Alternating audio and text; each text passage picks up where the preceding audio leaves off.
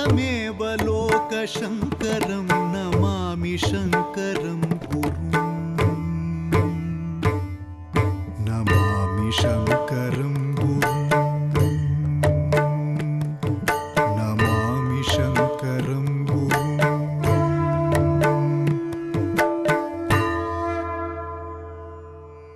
जय जय चिन्मुद्रकरे जय जय शृङ्गाद्रिविहरणव्यग्रे जय जय पद्मजजाये जय जय जगदम्ब शारदे सदये सदाशिवसमारम्भां शङ्कराचार्यमध्यमाम् अस्मदाचार्यपर्यन्तां वन्दे गुरुपरम्पराम्.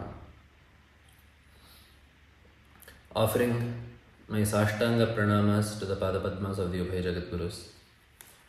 In this episode, we shall continue with our discussion of the Kamalajadaitashtaka, the composition of the 33rd Jagadguru. Today, we will be looking at the 7th shloka. Shantyadhyas sampado me vitara shubhakarihi nitya tadbhinna bodham vairagyam mokshavanchamapi laghukalaya Shri Shiva sevyamane विद्यातीर्थादियोगि प्रवरकर सरोजात संपूजितांघ्रे विद्यां शुद्धांच बुद्धिं कमलजदयिते सत्वरंदेहि मह्यम.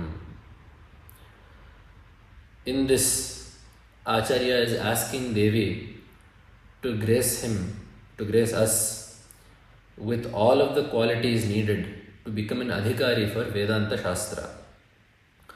In the last 6 shlokas we have seen, in some cases Acharya has asked for qualities that make a dharmic life. In some cases Acharya has asked for qualities that reduce papa and increase punya. Some qualities that prepare us mentally for Vedanta. But here Acharya is asking openly for the qualities that make one an adhikari in Vedanta. So this is what we call the sadhana chatushtaya sampatti. This is discussed in the first Brahma Sutra as well. Athato Brahma Jignasa. Atha, thereafter. Ataha, therefore. Brahma Jignasa. Brahman should be desired to be known, or one should desire to know Brahman. The word Jignasa means Jnatum Ichha, the desire to know. And what are you desiring to know? Brahman. So this is a very strange statement, right? This is how generally most sutras start, athato dharma jignasa, in the same way. So atha, thereafter, therefore, one should seek to know Brahman. What is this thereafter and what is this therefore? Thereafter means after having acquired the sadhana chatushtaya sampatti. Therefore, because knowing Brahman is the only way to get rid of this adhyasa, is the only way to get rid of moha, is the only way to overcome sorrow. Therefore, one should seek to know Brahman. So, the adhikari for the Vedanta Shastra is someone who has the sadhana chatushtaya sampatti. That is why it is said sadhana chatushtaya sampanno adhikari in many texts. So, this sadhana chatushtaya sampatti is laid out in this shloka. The first thing Acharya is telling us is Shantyadhyaha sampadaha shubhakarihi me vitara. Me vitara, give to me. What should you give? Shantyadhyaha shubhakarihi sampadaha. The auspicious sampat called Shanti, etc. This is what we call Shamadhi Shatka Sampatti.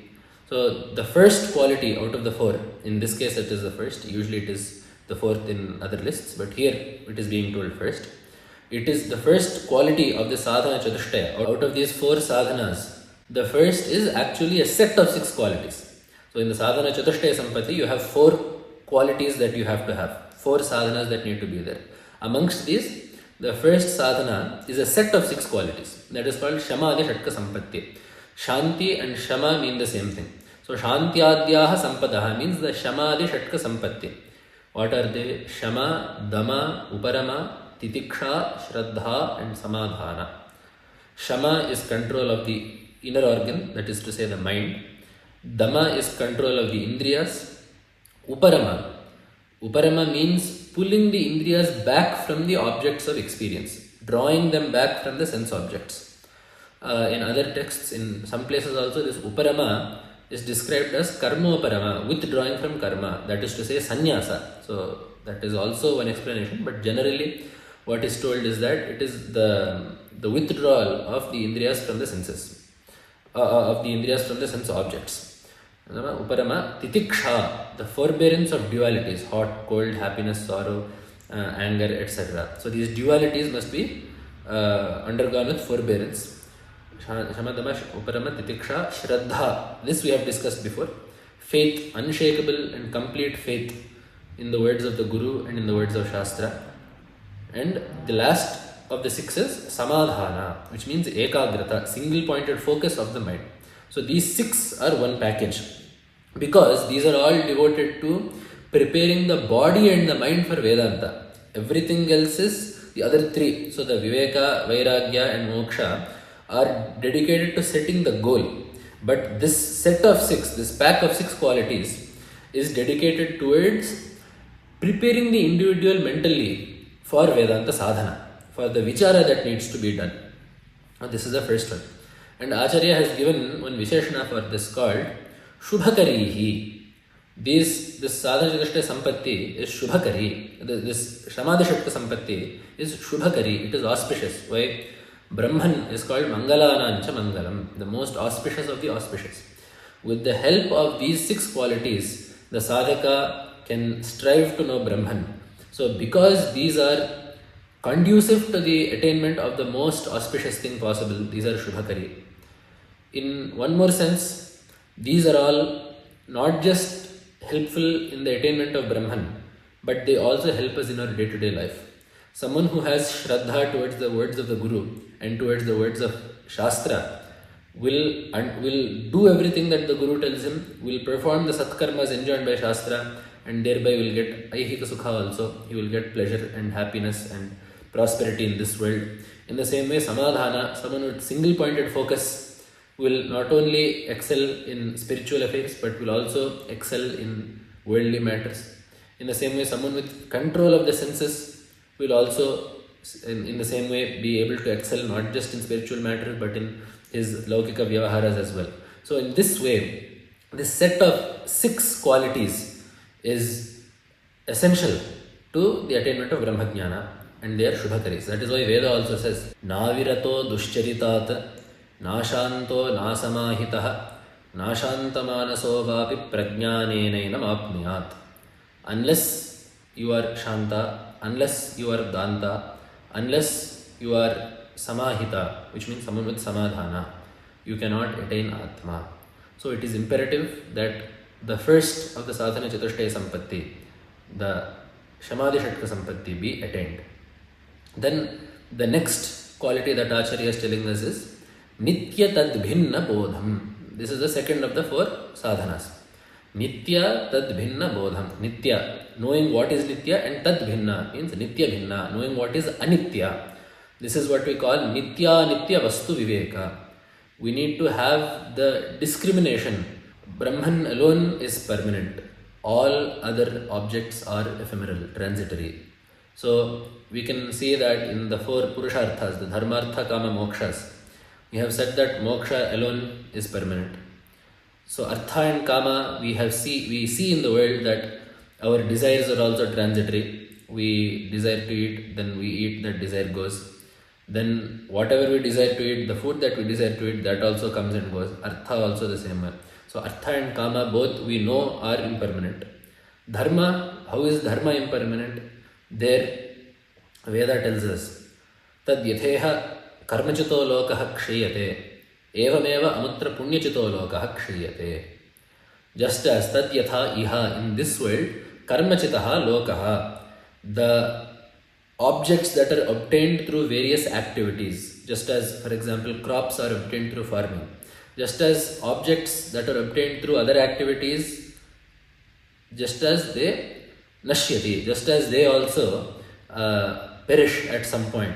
Evameva, in the same way, amutra, in Swarga, etc., punyachito lokaha, those anubhavas that are gained out of punya, those also will go. So just as the objects such as crops obtained through acts such as farming perish after some time, in the same way, the objects of swargas in other worlds that are obtained through the activities such as yagas, those too will perish after some time. So dharma, artha and kama, basically the entire world except for Brahman, is transitory. Brahman alone is nitya. Having known this, what is then the state of the sadhaka? That is the third quality among the Shamadhi Shattva Sampatti. Vairagyam. Having known that Brahman alone is true, is permanent, and the rest of the world, everything else is impermanent, you then develop dispassion towards the world. When you have something that is permanent, when you have something that is of the nature of ananda that you can be with forever, why would such a sadhaka seek something that is transitory and ephemeral? So the immediate next quality that the sadhaka gets is vairagya. That is why Upanishad also tells us, Parikshya lokan karmachitan brahmano nirvedamayat nasti akritah kritena. Having seen the world, someone that seeks to know Brahman, nirvedamayat, he must get vairagya. Why? Nasti akritah kritena. Akritaha, Brahman which is not created by anything. It is permanent, it is nitya. Such a Brahman cannot be obtained by kritena. These created impermanent objects. So because this world is created and therefore impermanent, it cannot be the sadhana, it cannot be an instrument in the obtainment of Brahman. That is to say, the uncreated, permanent, trikala, abadhita Brahman. So in this way, the next quality that the sadhaka gets is vairagya towards the world. That is what we call iha amutrartha phala bhoga viragaha. Vairagya towards the luxuries of this world and the next. So whether it be sukha in this world or swarga. Why does this need to be said? Because there will be someone that is a karmatha. He is engaged in karma. He does not want moksha, but he wants swarga. In his desire to get swarga, he will not care about the bhogas of this world. For example, to do a yaga, there is a lot of shrama that needs to be done. Or let us say Ekadashi Upavasa, he will give up the comfort of food. But he has not given up the comfort, the desire for the comfort of swarga. So through doing this vrata, he will seek some punya through which he will get sukha in swarga. So that desire has not gone. But for the Vedanta sadhaka, that desire too should not be there. Desire towards anything in this world or the next should be avoided for the true Vedanta sadhaka. Then the fourth and the final of the sadhana chatushtaya sampatti is mumuksha. So just as knowing that Brahman is permanent and everything else is impermanent leads to vairagya towards the impermanent objects, so too will it lead to a greater desire to attain Brahman. Because you do not want what is anitya, you want what is nitya. That desire for Brahman is called mumuksha. Moktum ichha mumuksha. The desire for liberation is called mumuksha. Now we also have mumuksha. Everyone has mumuksha. Everyone wants permanent happiness. So it is not like mumuksha is something that is particular only to Vedanta sadhakas. Some people may not even know that there is moksha, that is a separate issue. But generally for people, our Sanatana Dharmis, we know that there is something called moksha and we know that it is something very great and something that we should want. Can we all be called mumukshus? Here by mumuksha, what we mean is tivra tara mumuksha. Mumuksha is divided into gradations. Manda mumuksha, manda tara mumuksha, tivra tara mumuksha. So we all have something. If Bhagavan comes and says, I will give you moksha, we will say, okay, I have nothing better to do, might as well take it. But that is not the type of desire for moksha that we are talking about here. Here we mean sarvatishayi mumuksha, sarvatishayi ichha, a desire that surpasses all other desires. So you should not want anything else as much as you want moksha. And the example that our texts give is, Yatha deepta shiraha tatakadikam shrayate. If someone's body is on fire, the way he immediately seeks out a body of water to jump into, in that way, the sadhaka should seek Brahman. If someone's body is literally burning, if they are in flames, then he will not check to see how much money he has, how his stock investments are doing, how much land he has, how his family is doing, whether his relatives in some other state are doing well. He will not care about anything else other than getting rid of the flames on his body. In the same way, the sadhaka who seeks to know Brahman, who will truly get the most out of Vedanta, should seek Brahman in such a way that nothing else is even a factor in his mind. That is the type of moksha that is counted in the sadhana chatushtaya. So altogether, Acharya has told us what we should ask for from Devi to become the proper adhikaris for Vedanta. The Shamadhi Shatka Sampatti, Vairagya, Viveka, Vairagya and Mumuksha. And how should Devi give this? Laghu Kalaya. Give it to me quickly. I don't know whether I will get this human body again.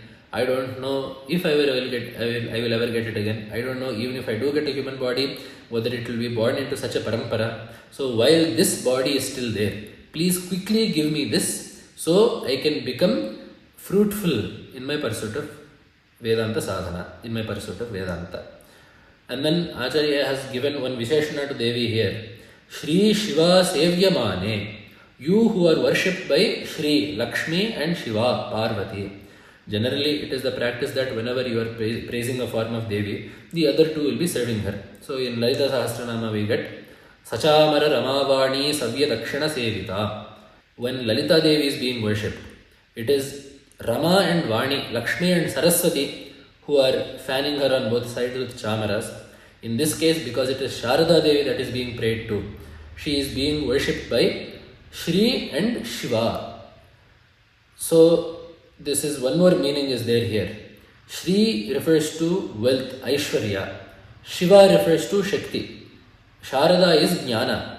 So for Jnana to come, we need to have the necessary Aishwarya and the necessary Shakti. So by saying that Sharada Devi is worshipped by these two devatas, Acharya is hinting that if we pray to Sharada Devi for Jnana, everything else will be taken care of. Whatever money or whatever dravya it is that we need to continue our sadhana, that will be given to us. Whatever Shakti we need for us to continue our sadhana, that also Sharada Devi will give us. And then Acharya has given one more Visheshana. Vidyatirthadiyogi Pravarakara Sarojata Sanpujit Angre. You whose Anghris are worshipped by the foremost of yogis such as Shri Vidyatirtha Mahaswami. So Angri, the word Angri means feet. So basically Devi's feet are worshipped by innumerable yogis, the greatest of yogis such as Vidyatirtha Mahaswami. Who is this Vidyatirtha Mahaswami? We get in the Birudavali also Shri Vidyashankara Padapadma Radhaka. This Vidyatirtha Mahaswami is one of the Acharyas of the Dakshinamnaya Peetha. This Vidyatirtha Mahaswami was the 10th Jagadguru in the Dakshinamnaya Sringeri Sharada Peetha's Parampara. He was the Guru of both the 11th and 12th Acharyas, Jagadguru Shri Bharati Tirtha Mahaswami and Jagadguru Shri Vidyaranya Mahaswami. This Acharya was renowned in yoga, specifically Lambika Yoga. We will talk about the story of this Acharya in detail in the future, but to quickly just understand the story.